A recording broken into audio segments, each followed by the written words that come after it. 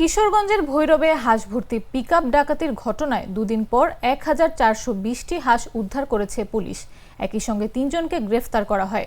বুধবার দুপুরে তাদের কিশোরগঞ্জ আদালতে পাঠানো হয়।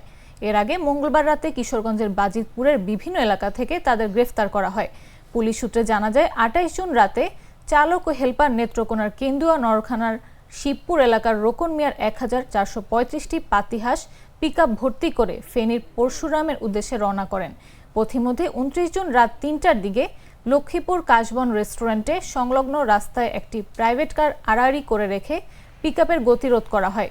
এরপর 5 থেকে 6 জন চাপাতি, রামদা ও ছুরি নিয়ে পিকআপে ভাঙচুর চালায়। এ সময় ডাকাতরা পিকআপ চালক ও হেলপারকে মারধর করে।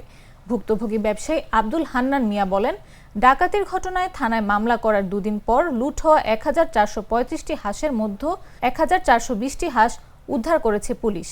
তবে পিকআপ ও স্মার্টফোন, নগদ টাকা এখনো উদ্ধার করা হয়নি। গত 29/6/2025 তারিখ দিবাগত রাত্রি 3টা 25 সময় লক্ষ্মীপুর নামক জায়গায় একটা মিনি ট্রাকে হাঁস বোঝাচ্ছিল। দুষ্কৃতিকারীরা ওই হাঁসের গাড়ি নিয়ে যায়। পরবর্তীতে আমরা মামলা নিই। মামলার প্রেক্ষিতে এই হাঁসগুলি বাজিতপুর থানাধীন ভালুকপুর নামক স্থান থেকে 1420টা হাঁস উদ্ধার করি। আর গাড়ি এখনো উদ্ধার হয়নি। গাড়ি উদ্ধারের জন্য অভিযান অব্যাহত আছে। সন্দিগ্ধ হিসাবে 3 জনকে আটক করা আছে। তাদেরকে বিজ্ঞাপনতে প্রেরণ করা হয়েছে। মামলা তদন্ত অব্যাহত আছে।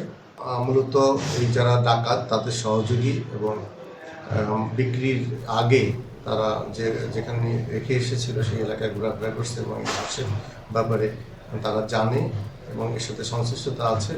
তদন্ত করলে এটা আসল প্রকৃত রহস্যটা উদ্ঘাটিত হবে। বেশি পাকা টমেটো আর সিক্রেট রেসিপির কম্বিনেশনে তৈরি প্রাউন সসের বস।